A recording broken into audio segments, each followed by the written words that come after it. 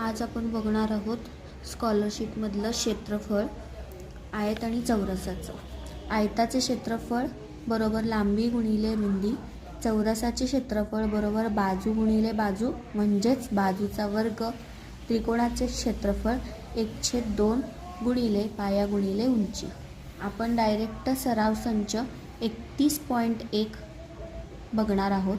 पहिला प्रश्न बघा.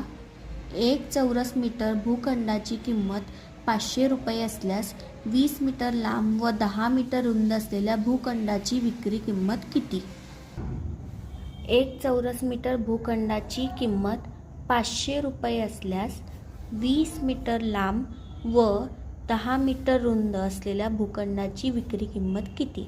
असं गणित आहे पहिलं. मग ह्याच्यामध्ये काय दिले आपल्याला? 20 मीटर लांब व 10 मीटर रुंद म्हणजेच आयताचे क्षेत्रफळ पहिल्यांदा काढून घ्यायचं आहे. लांबी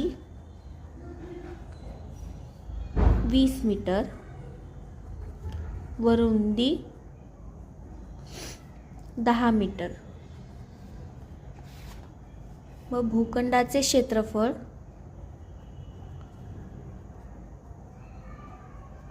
बरोबर लांबी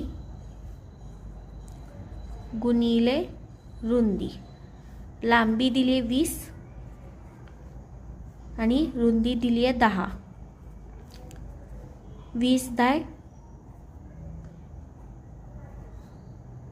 200.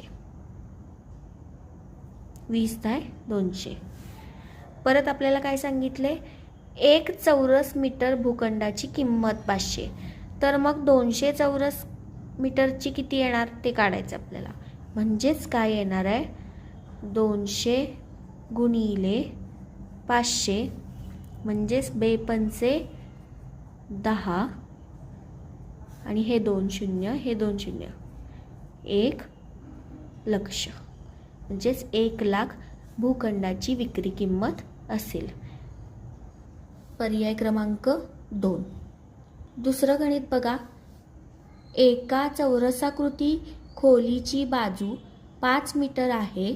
त्या खोलीला फरशी बसवण्यासाठी एका चौरस मीटरला 75 रुपये याप्रमाणे किती मजुरी द्यावी लागेल? काय काय दिलंय ते पहिला लिहून घ्यायचं. काय दिलंय? एका चौरसाकृती खोलीची बाजू 5 मीटर आहे. म्हणजे काय करायचं आहे? चौरस काढलाय, त्याची एक बाजू आपल्याला 5 मीटर दिली आहे. मग क्षेत्रफळ चौरसाचे क्षेत्रफळ काढायचे. चौरसाचे क्षेत्रफळ बरोबर काय?